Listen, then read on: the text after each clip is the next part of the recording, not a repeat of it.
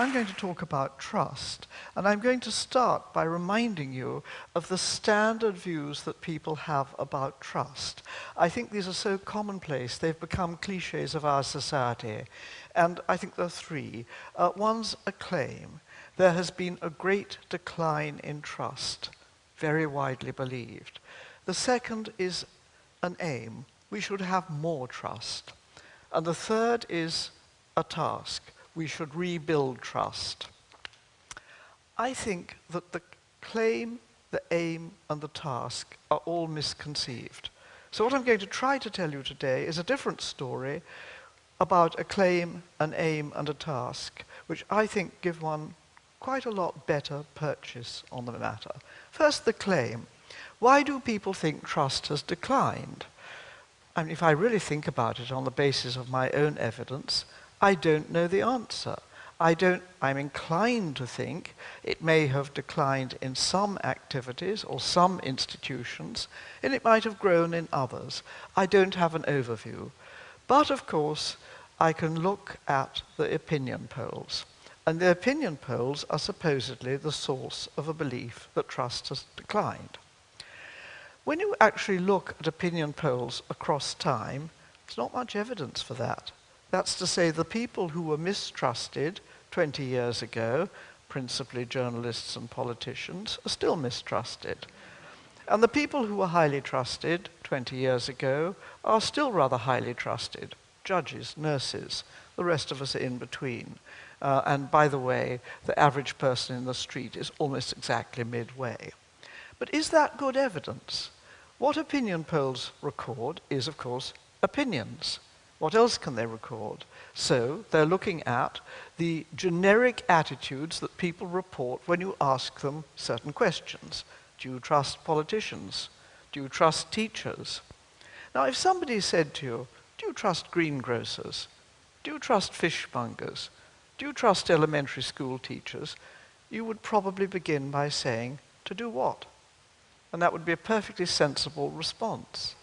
And you might say, when you understood the answer to that, well, I trust some of them, but not others. That's a perfectly rational thing.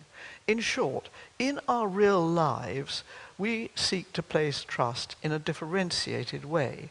We don't make an assumption that the level of trust that we will have in every instance of a certain type of official or office holder or type of person is going to be uniform.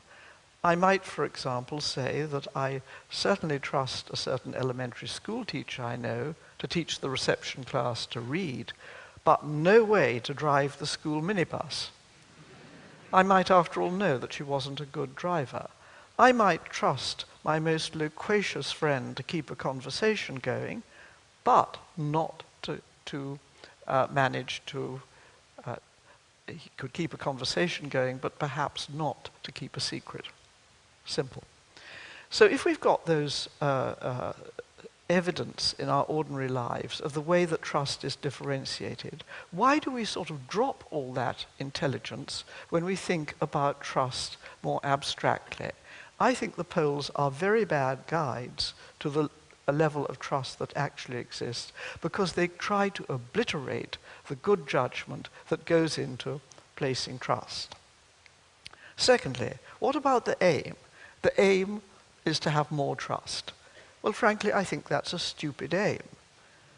It's not what I would aim at. I would aim to have more trust in the trustworthy, but not in the untrustworthy. In fact, I aim positively to try not to trust the untrustworthy. And I think of those people who, for example, placed their savings with the very aptly named Mr. Madoff, who then made off with them. And I think of them and I think, well, yes, too much trust. More trust is not an intelligent aim in this life. Intelligently placed and intelligently refused trust is the proper aim. Well, once one said that, one says, yeah, okay, that means that what matters in the first place is not trust, but trustworthiness. It's judging how trustworthy people are in particular respects. And I think that judgment requires us to look at three things. Are they competent? Are they honest? Are they reliable? And if we find that a person is competent in the relevant matters and reliable and honest, we'll have a pretty good reason to trust them because they'll be trustworthy. But if, on the other hand, they're unreliable, we might not. I have friends who are competent and honest, but I would not trust them to post a letter because they're forgetful. I have friends who are very confident that they can do certain things, but I realize that they overestimate their own competence. And I'm very glad to say I don't think I have many friends who are competent and reliable, but extremely dishonest. If so, I haven't yet spotted it. But that's what we're looking for. Trustworthiness before trust. Trust is the response. Trustworthiness is what we have to judge. And of course, it's difficult. Across the last few decades, we tried to construct systems of accountability for all sorts of institutions and professionals and officials and so on that will make it easier for us to judge their trustworthiness. A lot of these systems have the converse effect. They don't work as they're supposed to. I remember I was talking with a midwife who said, well, you see, the problem is it takes longer to do the paperwork than to deliver the baby. And all over our public life, our institutional life, we find that problem, that the system of accountability that is meant to secure trustworthiness and evidence of trustworthiness is actually doing the opposite. It is distracting people who have to do difficult tasks, like midwives, from doing them by requiring them to tick the boxes, as we say. You can all give your own examples there. So much for the aim. The aim, I think, is more trustworthiness, and that is going to be different if we're trying to be trustworthy and communicate our trustworthiness to other people, and if we are trying to judge whether other people or office holders or politicians are trustworthy. It's not easy. It is judgment, and simple reaction attitudes don't do adequately here. Now, thirdly, the task. Calling the task rebuilding trust, I think also gets things backwards. It suggests that you and I should rebuild trust. Well, we can do that for ourselves. We can rebuild a bit of trustworthiness. We can do it two people together trying to improve trust. But trust in the end is distinctive because it's given by other people. You can't rebuild what other people give you. You have to give them the basis for giving you their trust. So you have to, I think, be trustworthy, and that, of course, is because you can't fool all of the people all of the time, usually. But you also have to provide usable evidence that you are trustworthy. How to do it? Well, every day, all over the place, it's being done by ordinary people, by officials, by institutions, quite effectively. Let me give you a simple commercial example. The shop where I buy my socks says I may take them back. And if they don't ask any questions, they take them back and give me the money or give me the pair of socks of the color I wanted. That's super. I trust them because they have made themselves vulnerable to me.